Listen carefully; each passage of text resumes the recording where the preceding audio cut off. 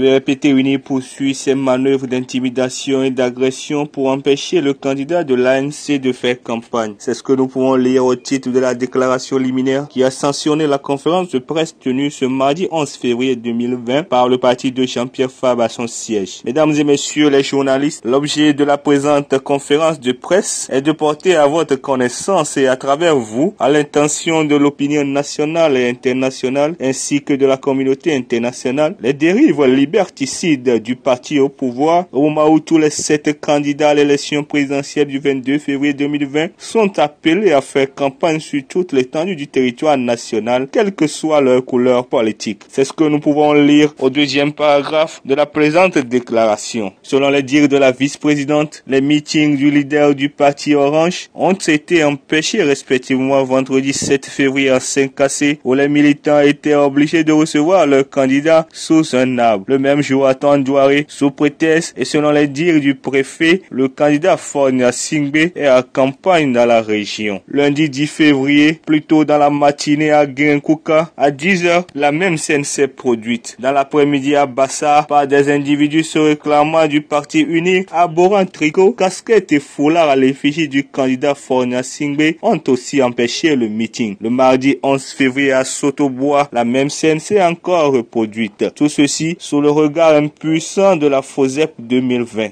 Je vous rappelle que les premiers incidents ont commencé dès le jour, même dès le début, c'est-à-dire le 7 à Saint-Cassé et puis à Tandouaré. Donc ce n'est pas quelque chose qui accourt après la campagne, mais c'est le jour même où l'ANC, le candidat de l'ANC a débuté la campagne dans le Grand Nord que ce problème-là se pose.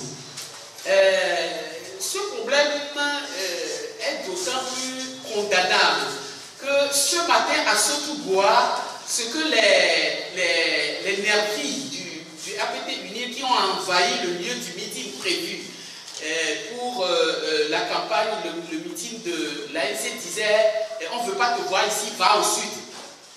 On est au nord, va au sud, on ne veut pas te voir ici. Voilà le langage qu'il tenait à l'endroit du candidat Jean-Pierre Fabre. Et donc c'est des dérives très graves qu'il faut dénoncer parce que ça a des corrélations ethniques et régionalistes et c'est d'une gravité extrême. Pour les leaders de ce parti, nous ne nous laisserons pas faire car la loi autorise à tous les candidats en lice de faire campagne sur toute l'étendue du territoire national, quelle que soit leur appartenance politique. Sinon, ce serait la réponse du chat à la souris. On nous vole, nous réagirons. On nous frappe, nous frapperons. Et celle-là, c'est la thèse régionaliste. Ce n'est pas nous qui l'aurions provoqué. Aujourd'hui, dans la réponse du ministre, on sentait également la panique.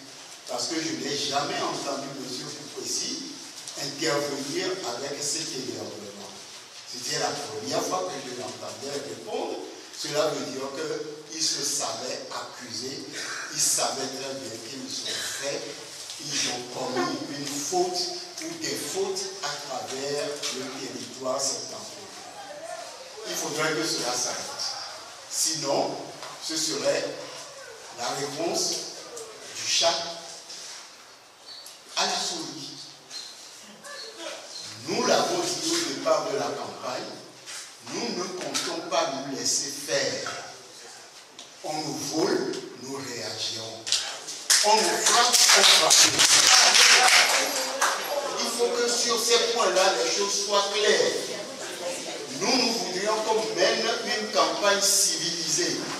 Mais nous attendons également des adversaires politiques un comportement civilisé. Reportage Kosivi Georges et Célestin Ariati de Vision Média.